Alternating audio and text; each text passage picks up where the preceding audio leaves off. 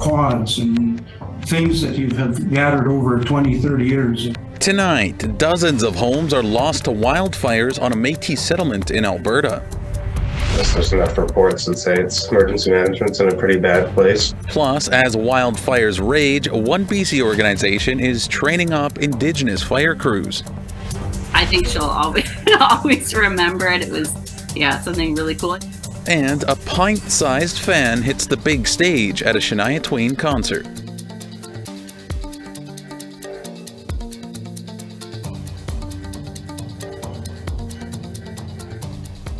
Good evening, Tanse Anine. Welcome to APTN National News. I'm Daryl Stranger.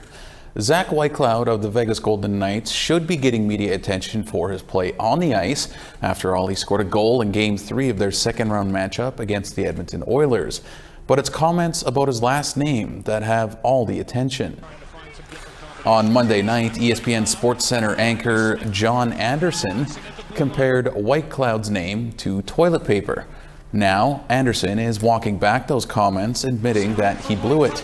Whitecloud hails from the Sioux Valley Dakota Nation in Manitoba. The nation says Whitecloud is a source of pride for the community, and the incident can serve as a learning lesson. The Assembly of Manitoba Chiefs echoed those remarks, saying hockey brings us together, yet racism and discrimination continue at all levels. Whitecloud addressed the comments in an emotional conversation with reporters on Tuesday. I carry my grandfather's last name, and nothing makes me more proud than to be able to do that. People make mistakes, right? And it's just a time for everyone to learn. Whitecloud says he and Anderson have spoken and that he accepts the broadcaster's apology. The Haida Nation and the province of British Columbia say they took a massive step towards reconciliation yesterday as a new bill recognizing the Haida government under provincial law was passed. APTN's Lee Wilson reports. A delegation from the Haida Nation traveled from the North Coast to Victoria to witness a historic day at the provincial legislature. Yesterday, the Haida Nation Recognition Act passed a third reading.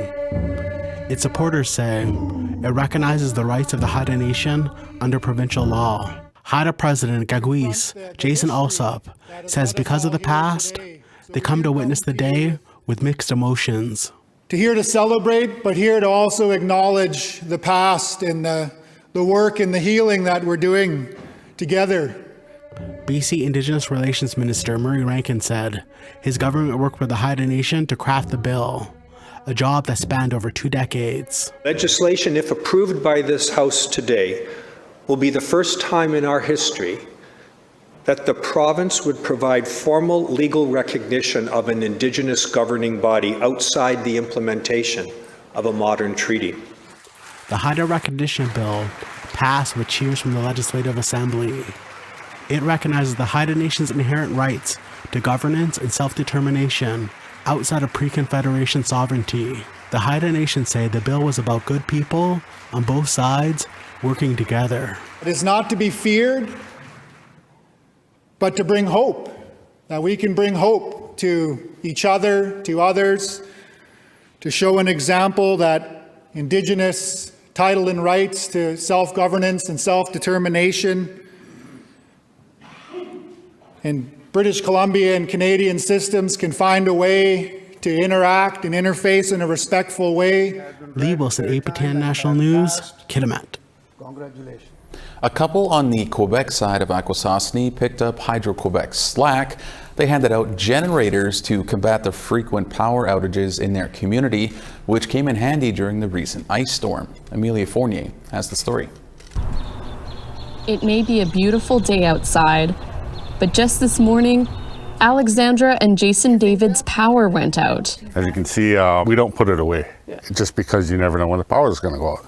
Something that happens frequently on the Quebec side of Akwesasne. It is very frustrating when just right there across that tree line, they never lose power.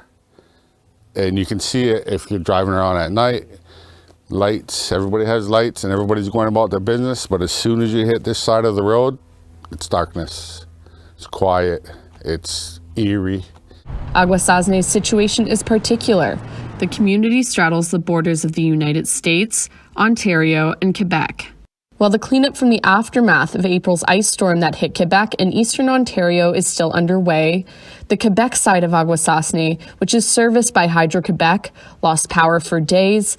Luckily, some Akwesasne families were spared the worst of the outages, using generators distributed by the Davids back in February. The last power outage we had, we got some really cute messages from some families like, thank you so much for the generator, because we're able to use it today. And because of the faulty power, Akwesasne residents rely on generators, but not everyone can afford them. Nonprofit Save the Children Canada provided the Davids with funding, allowing them to hand out 15 generators based on highest need, one being a single mother with 3 young sons. when we brought that generator up to the porch, those little boys were jumping up and down and they were like, oh my God, a generator! You know, they were so excited.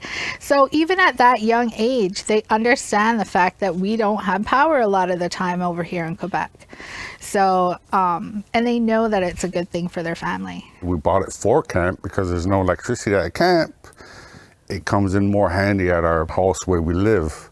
But generators are an expensive, temporary solution, says Alexandra. In 3 days, you know, families are losing everything in their fridge. You know, even with generators, you don't always get to power everything that you need. The community's band council provides subsidies for spoiled food, something Hydro-Quebec has yet to do. They also provide warming centers and meals during long outages. Grand Chief Abram Benedict says the council has met with Hydro-Quebec several times to address the underlying causes. We do know that through the last power outage, because it was so largely affected a large area, that Quebec Hydro did admit that for financial purposes, they had not made those investments in pruning trees, and as a result, you know, a very long extended outage. In an email statement to APTN, Hydro-Quebec said that tree pruning should be finished in the next 4 to 5 weeks and infrastructure improvements finished by the end of this year. But for now, the community is a step closer to getting what they need to power through. Emilia Fournier, APTN National News, Akwesasne. The largest gathering of First Nations land guardians is happening in Ottawa this week. It's the 4th national event and the first in-person one since the pandemic. Here's Annette Francis. They've made the trek from First Nations across the country.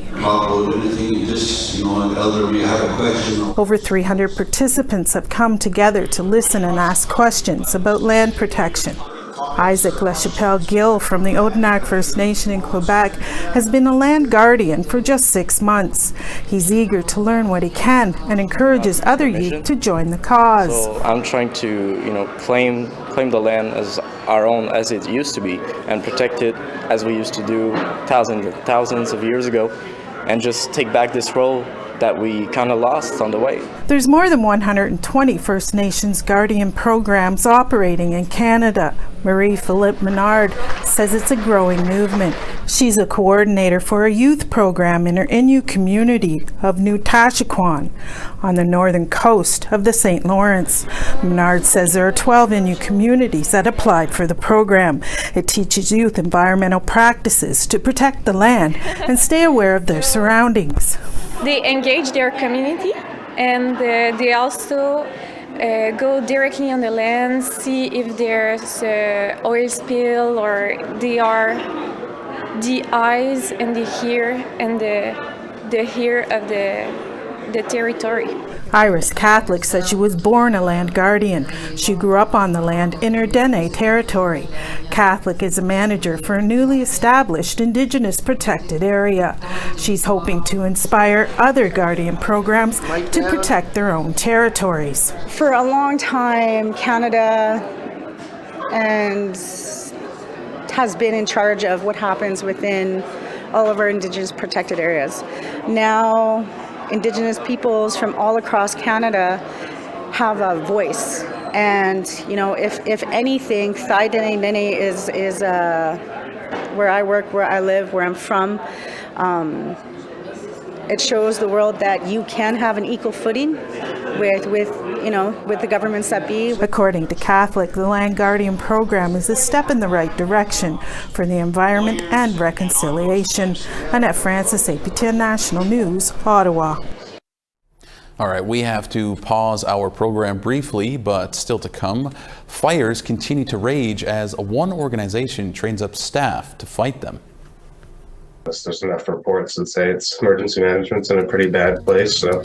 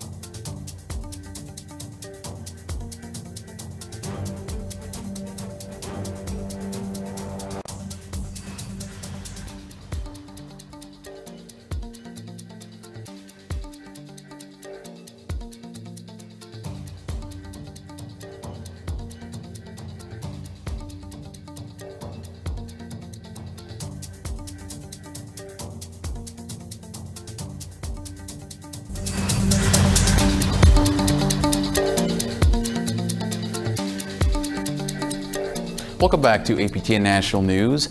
A Métis settlement in Alberta has lost dozens of homes and other property after a wildfire ripped through the East Prairie Métis settlement. Hundreds were forced to evacuate last week. Dave Lamouche is the president of the Métis Settlements General Council, and he joins us from Edmonton. Dave, thank you so much for joining us here today. First off, can you give us the latest on what the fire situation is there? In East Prairie right now, the fire has died down. The fire has moved away from the community. It's under control in that area. And people are there's still areas where the fire is smoldering, so they haven't been able to go back into the community yet. So there is no electricity in the community, so there's a lot of the houses have been out of power since last Friday. So the meat is, I think they were taking meat out of the fridges and, starting to spoil and stuff. So. Well, and Dave, what type of damage has the East Prairie Métis settlement suffered from the fire? The biggest damage is the loss of houses where the members or families were living. 29 of those homes burnt. And 14 to 16 of those houses, people were living in them, or families were living in them. And I think some of them were vacated where people had moved to either the city or somewhere else for work and education. So they were sitting empty, and there was a few that were older houses, which, but altogether, like I said, I think 29 homes, and over 40 structures, including sheds and garages and barns and things like that they have lost as well. Well, that's obviously very disappointing to hear that, but what can you tell us about the fire response? We've seen local firefighters battle the blaze, but some have criticized the provincial response. I think that's the common theme everywhere in Alberta. I think the lack of support, and I think one of the things is sometimes it's setting the priorities where of the resources that you have, where do you deploy the people. And in East Prairie's case, there was some help initially, and when the fire got a little larger, I think there was SRD and the local fire departments backed off. And I think in that case, some of the locals continued to fight fire on their own. There's some video that they had put out where they had their own cat running, and their own water truck they were using to put out the fires, making fire guards around the houses. So they did a bang up job by saving a few more than what would have happened. Well, finally here, Dave, what happens next? When can people head home, and what happens for those without homes to return to? Well, that's the $64,000 question, right? It's where do they go now? That's the real question. Right now, they're staying in High Prairie in hotels. The people's homes that were saved once the power comes on, and there's about 15 kilometers of power line that is down. So to get that place powered up again is going to take some time.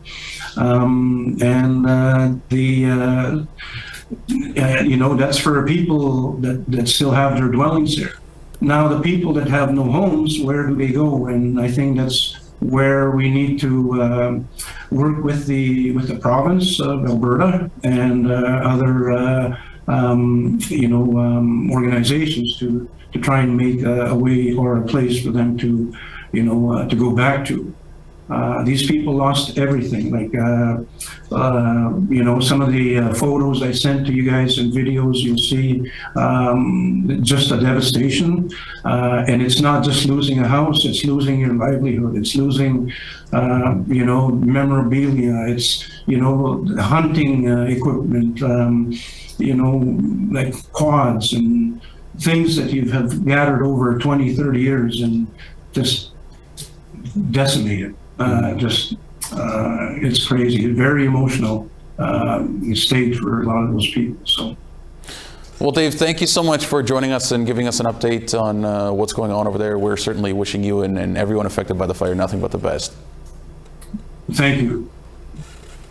NDP MP for Edmonton Centre Blake Desjardins pressed the Prime Minister on Alberta's fire situation during question period today, as Indigenous Services Minister Patty Haida revealed that at least 150 structures have been lost and more than 4,000 people evacuated from Indigenous communities in that province.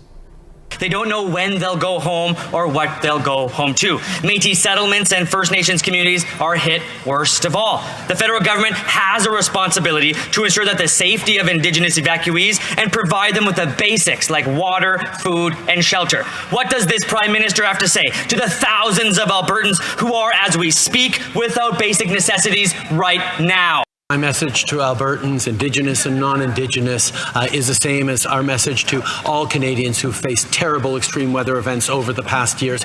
We will be there for them. We will continue to work with the provincial government. I spoke to Premier Smith just on Monday to assure that we were going to be there with CAF supports, with resources, with whatever was needed.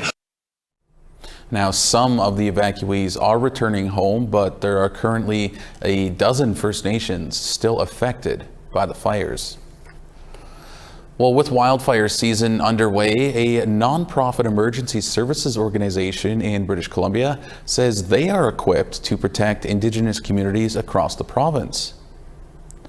Every year, the First Nations Emergency Services Society, or FNES, trains nearly 2,000 First Nations people for various roles in fire safety. In this video from a 2022 crews from across the province competed in the Indigenous Firefighters competition. The next competition is set for June.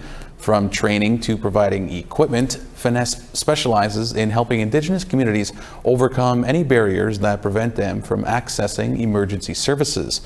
Brendan Mercer says FNES works with over 200 communities. Well over 1,500 different certificates have been printed out for band members in the last little while. If another community needs resources in the middle of a wildfire season, well, then we know who to call from an adjacent community. Yeah, just really trying to improve emergency management for Indigenous people, because again, it's just so fragmented in BC and across Canada too, to be honest. There's enough reports that say it's emergency management's in a pretty bad place. So.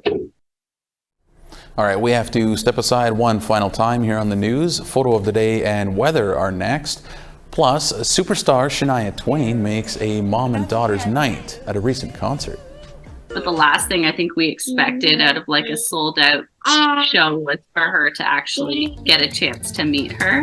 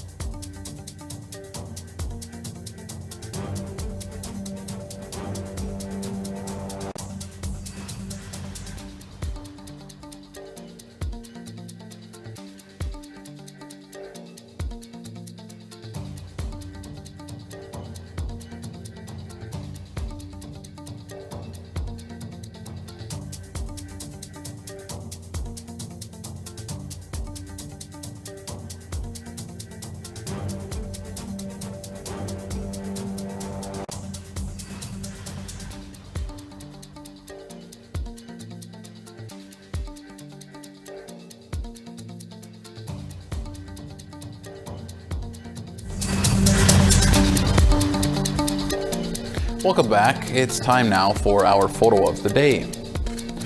Our viewer Clarence Jones is in Chile and took the time to send in this photo of a volcanic mountain that is found in the traditional territory of the Mapuche people. Thanks so much for that, Clarence. You can share your photo with us by sending it to share@aptn.ca, and it might be featured as our next photo of the day. All right, now let's take a look at tomorrow's weather forecast. We start on the East Coast at 10 degrees in St. John's and 22 in Halifax. 12 degrees in Clear and Happy Valley Goose Bay and 10 in Coujawak. Clear and 23 in Quebec City and 25 in Montreal. 24 degrees in Toronto and 23 in North Bay. Some rain at 16 in Wawa and rain at 21 in Thunder Bay. Mix of sun and cloud and 11 in Churchill and clear and 20 in Puckawagan. Clear and 14 in Barons River and 24 degrees in Winnipeg. 19 degrees in Swift Current and 24 in Saskatoon. Clear and 21 in Buffalo Narrows and clear and 18 in Stony Rapids. As we make our way west, clear and 17 in Fort Chipewyan and 23 in rain in Peace River. Rain and 20 in Edmonton and rain and 19 in Calgary.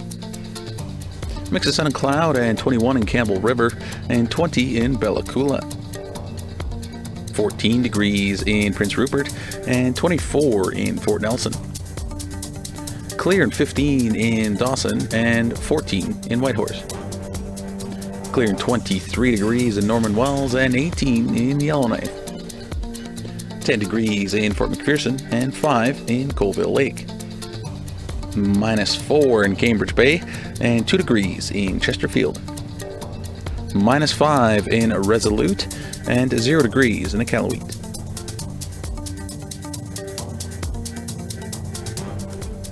Well, Indigenous art was the topic for In Focus this week. From painters, graphic designers, and even tattoo artists, we dug into the importance of Indigenous representation in the world of art.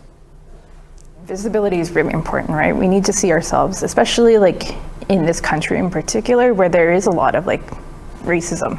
Let's be real. Like it's still prevalent and stuff like that. And we need to see different versions of ourselves, I suppose, or like, rather than what like we've been told, because I don't know, growing up, like being Indigenous wasn't cool at that time.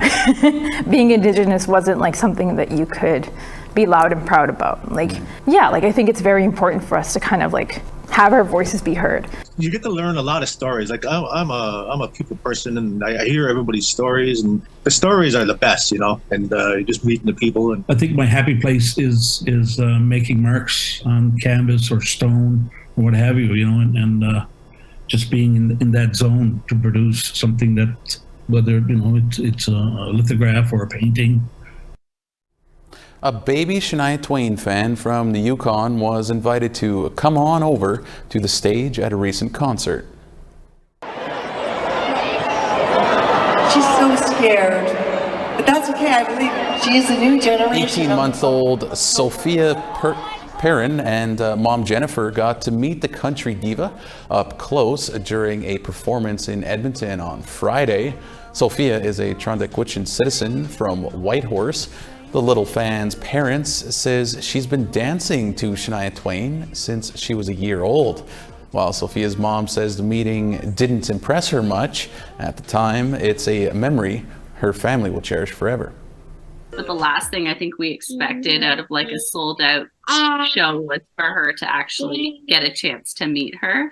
And it was definitely a lot for Sophia being on stage, because every time she would like say something or whatever, then everyone would scream and clap. So it was kind of overwhelming for her. Yeah, it was, I think she'll always remember it. It was, yeah, something really cool.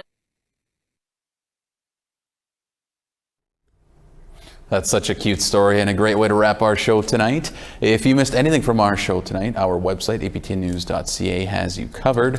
For all of us here, thank you so much for joining us. Miigwech, Kinanaskwitin, and have a great night.